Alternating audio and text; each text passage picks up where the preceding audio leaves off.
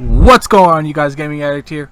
Thank you for coming to another Addict Show, the show where we discuss everything gaming related. Today I got my right hand man, my second host. I know it's weird that one podcast has two hosts, but that's a long story. I got Lord Cognito.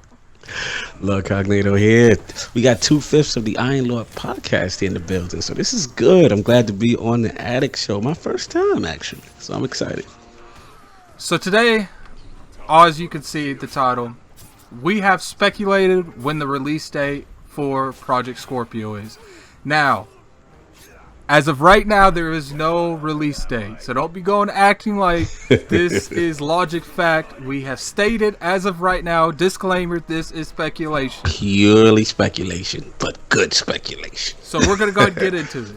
First reason why I believe that the Scorpio is coming out is because of this Shadow of War game. All right. Now, when they announced this game, it was it was a rumor, and then they announced it, and then Aaron Greenberg said in his tweet, which I'll put it up right now, he said, "Excited Middle Earth game Shadow of War will be an Xbox Play Anywhere game on Xbox One, Windows 10, and Project Scorpio." Now, the reason that I want to bring that up to you guys is because that at the end, at Project Scorpio, it is not saying it'll be Project Scorpio supported. It's not saying anything of that related. It's kind of acting like the Project Scorpio will already be out upon release. So what do you think about that, Lord Coffin? This is an interesting theory. I mean, I will give you this. I mean, when I first heard the announcement for Shadow of War, I was just excited for the game because, as we all know, Shadow of Mordor is an amazing early launch game. A lot of people had fun with it. We were all loving the Nemesis system and looking forward to it.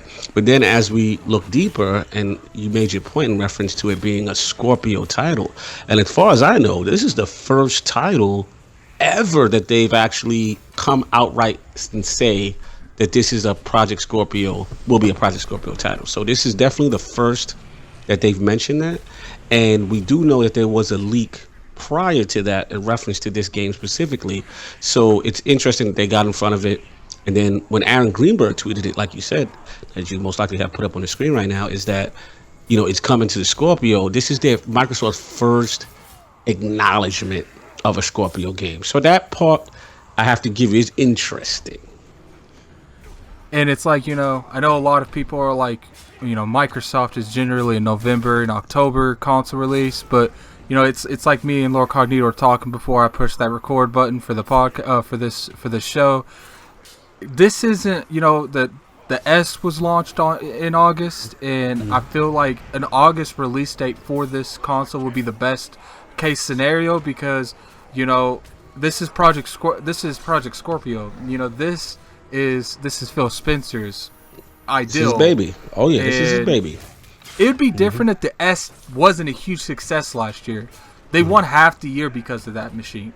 So, and I'm not to cut you, Lord Attic. I want to give you some credit here because I'll be completely honest. I actually fought you on this theory when you first brought it to my attention. I actually fought it for the simple fact I'm like, look, we've all been Xbox fans for a long time, and previously Xbox systems always launch in November. 360, Xbox One I know specifically because that's my birthday. So whenever the 15th come, I get happy. So I'm OG Xbox. But Do you know when the 360 launched? What day exactly? Oh, I don't remember what day specifically. I don't know. I'm gonna assume my birthday again. I'm gonna throw it in there, but I'm not sure. I'm not sure. I'm looking it up real quick. Look it up. It came out November 22nd. Oh, the 22nd. Okay, so that was the OG. That was the Duke. That's when Bill Gates. Shout out to Lord Ha. He was actually there for that when Bill Gates and The Rock and these guys are in New York City and they launched it. So Xbox has always been synonymous with November. But you've made a good point, Lord Attic, from the standpoint of, I forgot last year, the Xbox One S launched in August. It literally slipped my mind. Like it did. What was it? The 2 terabyte version? It was the 2 terabyte version. Right. So it was kind of like a soft launch, and from that point forward, if we recall, the Xbox One S, which really got negative, I would say negative reviews on its debut at E3. It was just people were like, oh, well, why would they announce it when they announced Scorpio in the same conference? And people thought it would be a failure. And then if we remember with history, They ran off 4 straight months of MPD. Yeah, and what's funny is, they said it was going to be a failure. Let me tell you guys right now, I'm not the kind of person to repurchase consoles, but I got an S sitting on my cabinet.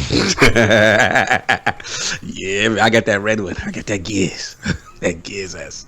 Oh yeah, but yeah. So I mean, it that's when I started to put the tea leaf together. When you started to get me along that train of thought with August, and obviously we have Shadow of Mordor now, synonymous with August. Also, I wanted to bring this point up from the standpoint of, okay, let's just say what everyone else is thinking. Let's just say, no, it's there. You guys are wrong. It's gonna launch in November. It doesn't make any sense. The counterpoint I have to that is that you've got these games. You've got to start building momentum. If you wait all the way until November for the Scorpio to drop, that could be a little hazardous. And then Don't plus, you think? with these multiplats, what's the point of coming out in, end of October, early November when you've missed every holiday season game just about, except for one or two that comes out in the middle, when, you can market this thing as going to play multiplats better. It's going to be the superior version. Well, that's fun and dandy and everything, but you missed every big game that's coming out after the release of Scorpio. But if you launch in August, you literally, at the very beginning, would you consider August part of the holiday month? I think it might be right before. I think September. Right before. Yeah, right before. And it just, like I said, what I also find interesting, again, I know we're pinning a lot on Shadow of War, but the fact that it is an August title, and generally titles don't launch in August. Let's be honest. Most companies, they get ready for the fall, third parties, they get ready for the fall season. It's September, October, November. Those are the key months when you try to space the games out. For them to come out in August, I also thought was interesting. So which also leads me to some other theories that we're gonna get into in reference to August and September. But you go ahead, Lodak. What else you got on it? So that's my initial thing. I do agree that this could be all complete. He could have miss really. He didn't mean it the way he put it. But I felt like Aaron Greenberg, especially being in the head of marketing, he knows all about PR. He knows how he should post stuff, and I feel like putting and Project Scorpio, he should have put support and will be supported by Project Scorpio. He was using it. They're like, if you're going to talk about an unannounced, we don't know what the name is, but if you're going to talk about an unannounced product that you haven't formally announced yet, one would think you would use, future terms. You would use it will be supported. Instead of that's a present term, and it will be on Project Scorpio. Interesting. So it's anyone's debate. Who knows what's going on? But I feel like it is coming out in August. I feel like they're going to try to, and one of the biggest things you have to look at it from perspective is a lot of the times in history when Xbox has launched a console, it's always had a console that they had to compete with, and they try to get it around it. This year, the only thing that Switch, but the Switch is coming out like 4 or 5 months before this game comes out, so they aren't even really competing with the Switch. Let's be real here. The Switch is phenomenal. I love it, but it's not competition. Yeah, I mean they're in their own different lane. Microsoft right now is playing the power game. They're trying to get the mind share, and I think right now, if you really look at this, really goes back down to their E3 Sunday announcement, which was kind of unprecedented. And the way I look at it is, let's be honest, Scorpio is a big deal. They have a lot riding on this. This is a very important E3 for Microsoft. They need to show and prove. Sony has had a dominant first half of the year with a lot of first party and exclusives. And the second half of the year, Microsoft needs to come out strong if they want to still compete. And tying this whole thing in, again, with the Shadow of War. And if you can bring up on the screen, I would love you to bring up on the screen what I thought was very interesting was the actual E3 2017 floor plan in the convention hall. Now, prior years, Microsoft has been in, I believe it was. You might want to bring up the map too on your screen. So absolutely. They usually been in the, I believe it was the West Hall, and they would be on one side, have a fairly big space, convention space, for any people who've never been to E3 before, and then directly it's huge. across. It's not small. Oh, it's humongous, these conventions hall. And on the right side would be the Sony PlayStation, and then they'd have their section. Then far right would be Nintendo. As you look this year when the floor plans came out, the section where Microsoft has is now occupied by Sony. The section where Sony used to have is now occupied by Nintendo, and Nintendo has an even bigger space. Now we all know this is the Switch, a new console, so that makes sense. But it left me curious as to, okay, well, why isn't Microsoft, like, what's going on? Why are they even there? So it comes to find out they're in the opposite hall, which is generally reserved for third parties. Generally, based, if you've gone to E3 before, you know that convention hall is a little further down. It's still humongous, but generally, like a lot of third party stuff, Mafia was there. Wasn't Mafia there last time? Yeah, it was. It was right at the door. I think it's around the same area because I think Take-Two is responsible for Mafia, isn't it? Take-Two. Right. Yep. Take-Two. I think it's almost exactly where it was last time. Yep. They had that. They were there. You had Ubisoft had this little section there, and they had a lot of third parties. But now, if you look at where Microsoft is set up, which is in this hall, what I find interesting is who is surrounding Microsoft.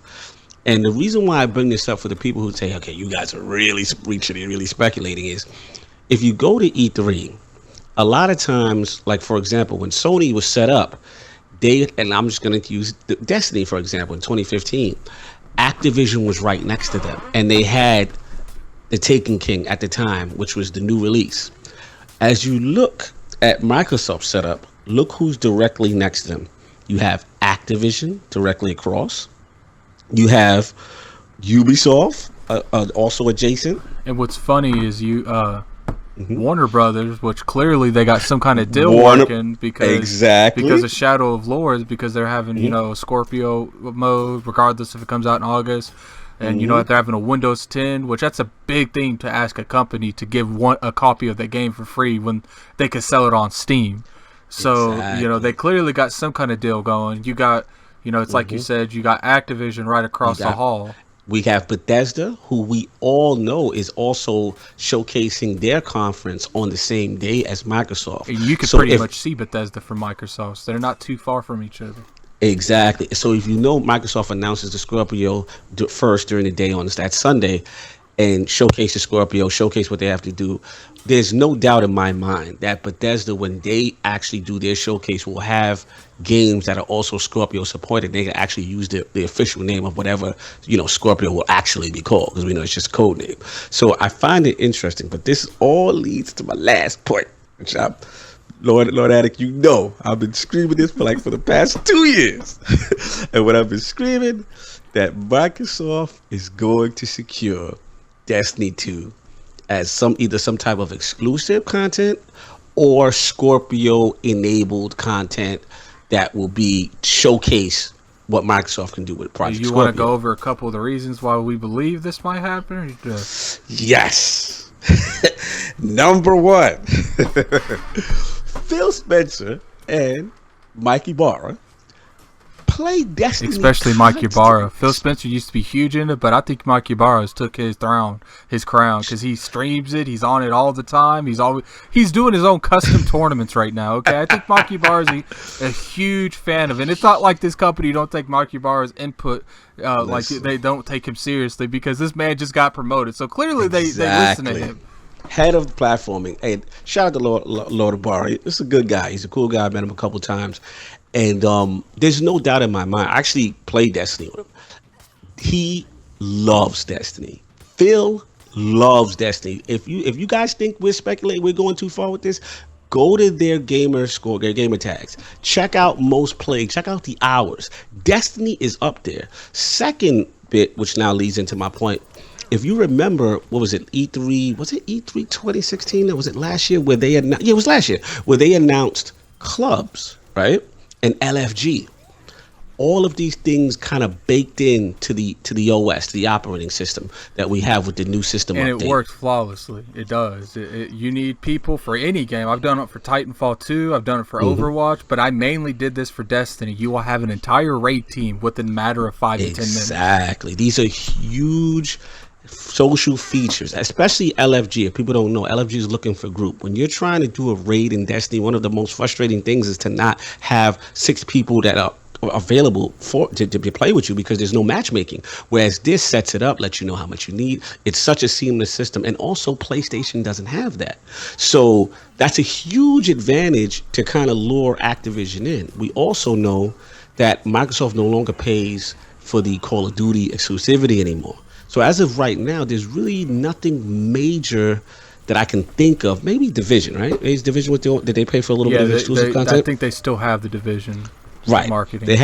They still have a little bit of marketing with that. But outside of that, Sony's really kind of beating them to the punch as far as just about every third party. Exactly, as far as paying for exclusive content.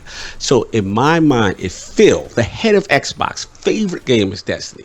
If Mikey Barra, one of the platform guys, favorite game is Destiny, and now you show me an E3 2017 floor plan, and Activision just so happens to be right across from the Microsoft. It's just a weird thing in general to go from like Microsoft.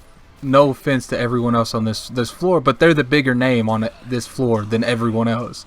Mm-hmm. And it kind of like, even Take-Two, I know some of you people are going to come at me, Red Dead. I'm talking about like, an industry perspective. These people make games and publish games. Microsoft owns one of the biggest consoles on the market. So that's what I'm referring to. It would make no sense for them to randomly switch to another hall if they had no alternative motive in this hall. And if you look at this hall, it's nothing but third-party developers and publishers. Yes, that is correct. And to me, the ultimate tie-in, again, we're speculating. I know. Hear me, Microsoft guys. Hear me, Xbox guys. I know we're speculating, but here's the ultimate tie-in. As a Destiny fan, right? We are, Lord Addict and I are Destiny fans. Destiny 2017 has been announced on Xbox, PlayStation, and PC. Okay, we do know that if history holds true, Destiny content always releases in September. It's just fact. Taken King, Rise of Iron, all the major DLCs drop in September.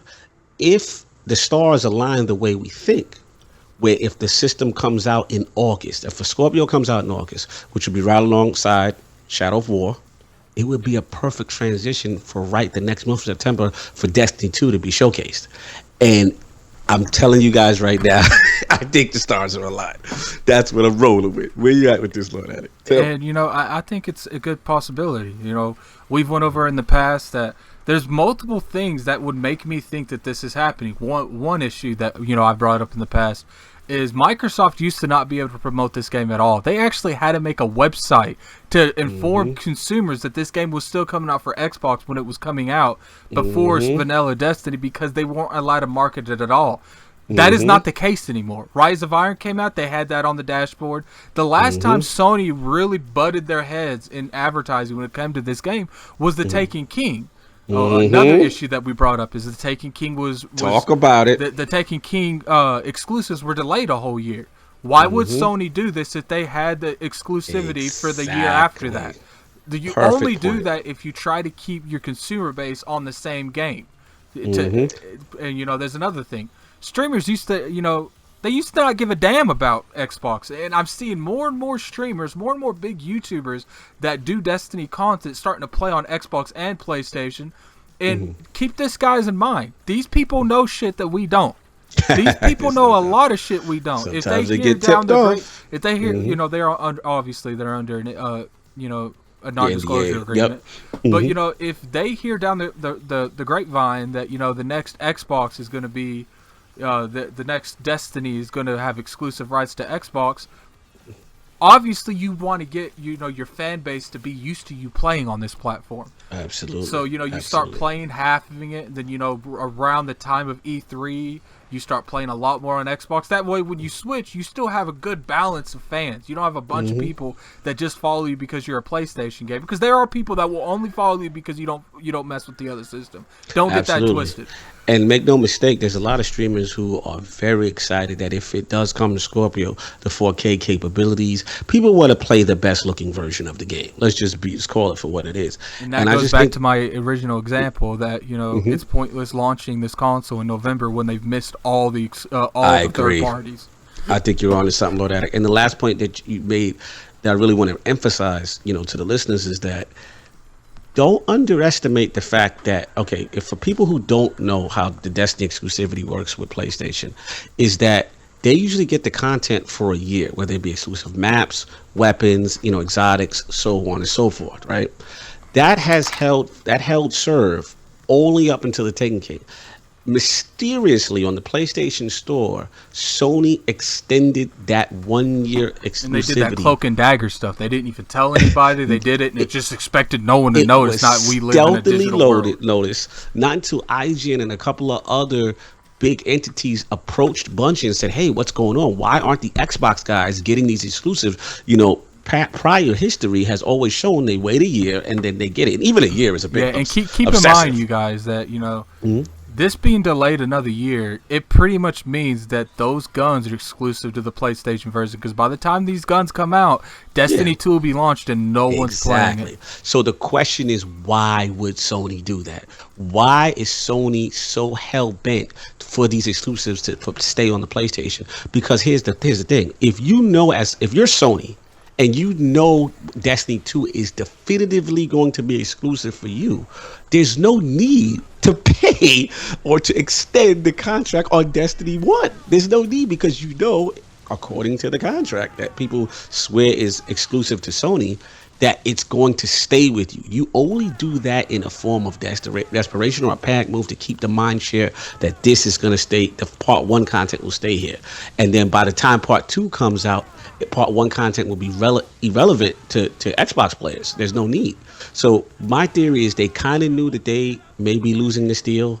This was kind of a last-ditch effort to kind of keep the Xbox out of it, keep the mind share on Sony, and then come Destiny 2, I wouldn't be surprised if Phil jumps on that stage and makes an announcement as far as exclusivity is concerned, or at least the content coming first or something of that nature.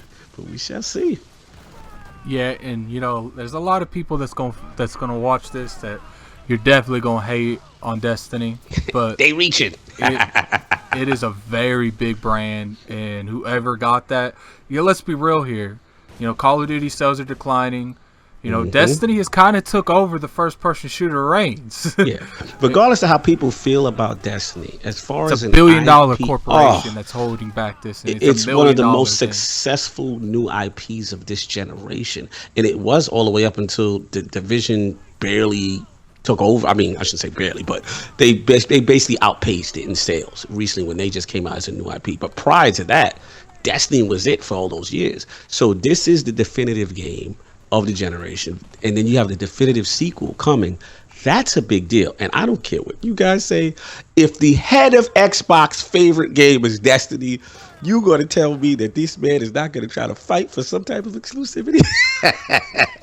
Come on, guys, it makes a little sense. You gotta admit. Yeah, and apparently the two most sold games for Activision is Destiny and Call of Duty.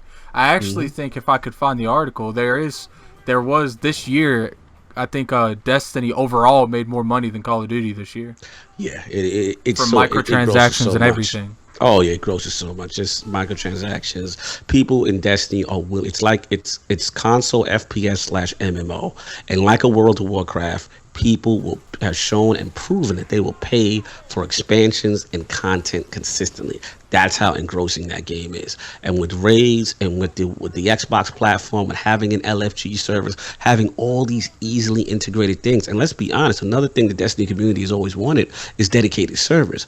Guess who has Microsoft Azure? Guess who has cloud servers that they can kind of entice? And it's not out of the realm of possibility, because they've offered this kind of exclusivity before with Call of Duty. I believe it was Ghost, right? With Ghost, they said even though it came out that they were kind of like pseudo dedicated servers, Microsoft has the ability to offer these options for that platform. So it'll be interesting to see. But I'm with you, Lord Addict. I think something's cooking. Yeah, it's like we said, Lord Anchorman, I'm sure, who knows if he'll watch this. He's kind of shady when it comes to shit like that sometimes. But shout out Lord Anchorman. He disagreed with me yesterday. He said, they're generally in October and no November, but there's a lot of people in the party that agreed with me. And Lord Inferno, He's the one that gave me the reference I said earlier. Why launch a console in October, late October, early November when you've missed every holiday game but maybe 2? Exactly. And You've missed all the holiday games. You can't really establish momentum, and they've proven with the Xbox One S. You really nailed it, Lord Addict. You launch in August, a nice, slow, soft launch. You get it out there and you build momentum, because in the summer there's really nothing out there. So if you put that system out there, you start building that base and getting those units going. So come by the holiday, you've got a bigger install base. And now when those blockbusters come out that are going to be Scorpio enabled, you're now pushing more units. And that's how they won MPD for the last 4 months last year. People forget that. That Xbox One S helped that big time. And another big thing, financially, it makes more sense to them because, they like doing these cuts. Scorpio might be new, but I can already pretty much, if they do an August launch, I can see them bundling this with something in around November, October, just to pull out more units. And, I can kind of see, people are like, well, I don't think they'll bundle anything with the Scorpio. Like, when have they not bundled anything with anything these days? Let me tell you one thing. Microsoft is the king of bundles. Anything you're going to give them Imagine if they bundled that, if it does come out before Shadow of Lord comes out. Imagine if they bundled that game with it. Listen, they've been known. They've done it before. Because this is not a small title. This the first installment of this game bit everyone in the ass. No one expected it to be as good as it was. That's why the internet blew up when it was announced yesterday. And bundling that with that game would definitely, you have a lot of people on the Xbox One that want to go to a Scorpio. They won't have to pick up that game on Xbox One. They can just pick up the bundle, get the game with the game, and they good. Yeah, and you've got the best version. You've got the 4K resolution. You've got the frame. You're playing on the strongest console ever made. You're playing on the definitive version of the game. So that's the sell point. And I can totally see them doing bundle deals like that. And for Warner Brothers to get on board, let's just be honest, even from a Windows Play Anywhere standpoint, we're even minimizing that. That's a huge deal. They're getting third parties to sign up with that. So make no mistake, there's a lot of things behind the scenes that I think Microsoft's working. If you look at Game Pass that was just announced, they're getting third parties to get on board with that. So they're definitely trying to fix those relationships to the point where they're getting these third parties to agree. So Phil might be backing the truck up, man. We gotta see. Definitely don't get it twisted. Like, if they get a lot of third parties to agree to this Windows 10 and Xbox integration thing, it's over. Like, Steam has never competed with something like that, and that would be, and people are always like, put your games on Steam, you can't compete with Steam. Steam wasn't where Steam is today 10 years ago. It and takes time to build a platform like that. I do agree that Microsoft needs to focus more on their UI for their Windows store, for their Windows their Windows app, but you don't build a platform overnight, and you don't build a platform by giving your trump cards to the competition. And you just nailed it. You just got to be thinking of another point. Shout out to Lord King. He also mentioned this in reference to Destiny. That could also be an incentive for them to say, okay, let's be honest. How do you start services like Origin and all these things? You got to have a must-have game that you can only get on that service or that platform. So if you say Destiny 2, Microsoft says Destiny 2 exclusive, to the Windows 10 store. Windows 10. Bro, what perfect way because Destiny's never been on PC. Imagine so you're being forcing able to the jump PC community on your PC, play to say, hey, your PC if you're Master Race friends, and then just jump straight onto Xbox and play with your Xbox friends. If you want to play the hottest sequel, one of the biggest games of the generation, the sequel to it, and you've got to play it only in this way, in this version on Windows 10, that's the way you start birthing your store. That's the way you start birthing your marketplace. And like I said, the tea leaves, they could be there. I'm not ignoring them. So, I mean, I think that's pretty much all we have. It's like I said, it's a lot of speculation. There's nothing in stone. If we right, we want our props. Yeah. The Lord said it first. I can't come out and I can't be 100% sure in any of this, but I've showed you some of the sources that we're making this this analytics on, and I don't think that a lot of you probably gonna you guys are thinking too much. Isn't that what we do? That's what we do, man. And when it comes down to it, why would when it comes at the end of the day, why would you launch your console at the end of the year. When the S won you half the year last year. That's my biggest reason. Yep, Phil found the formula when everyone pretty much mocked. Let's be honest, everyone pretty much mocked the S dropping at that time. No one thought it was going to make too much of an impact. Everybody said, you know, who launches at that time? It's an intermediate step. Why not just wait for Scorpio? And it sold. And those bundles, remember those bundles that was with it? They had Battlefield, you had Gears. Each month it was like a major. They don't choose a whole lot of third parties, but they choose the winners. They choose the winners, exactly. So I think you're onto something, Lord. Let's see. We'll come E3. We'll play this tape again. We'll play this video, and we'll see who gets the last laugh. It'll be interesting. All right, but I think that's all for the show. Definitely check out our podcast, Iron Lords Podcast. You know, we do a podcast named Iron Lords Podcast. Clearly, that's just about Destiny, and then we do another podcast just about general gaming. It's called Iron Lords Gaming. We've been doing more Iron Lords Gaming here lately because obviously Destiny's kind of dead right now until the sequel comes out to me. And you know, definitely catch that. You know, conversations like this. That's all that podcast is about. We have 3 other people on the podcast besides us two. You know. 3 other great lords. Yeah, me and Lord Cognito is just the host of it. You know that we got the other people in it. You know, got Lord Sleet, Lord SWAT, and Lord King David. So definitely catch that out. Anything you want to say anything on our departure, Lord Cognito? Yeah, man, it's like a little Iron Lords podcast bust off. Thanks for having me. It's my first time on the Addict show. I'm liking it, speaking to the people. But yeah, check us out, man. Support my man, Gaming Addict. He's out here putting out good content. Support Iron Lord Podcast. Still the best podcast you never heard. I'm Lord Cognito. You can catch me on Twitter as Lord Cognito, Xbox Live, Cognito, and PSN. Actually, Switch Gang. That's Cognito too. PSN is Cognito 360, but that's where you can find me. Yeah, and for all those people that you know, coming at us for Switch Game, check out my last video. That is all. Zelda. Oh no, it was the video before that. I did that that gameplay thing this last video. So check the video before that. But thank you guys for watching Gaming Addict. We're definitely gonna go ahead and head off here, play some more games. Well, I think Lord Cognito's crashing, but I'm gonna be up for a little bit. Thank you guys for watching. Check out my channel. Have a nice day.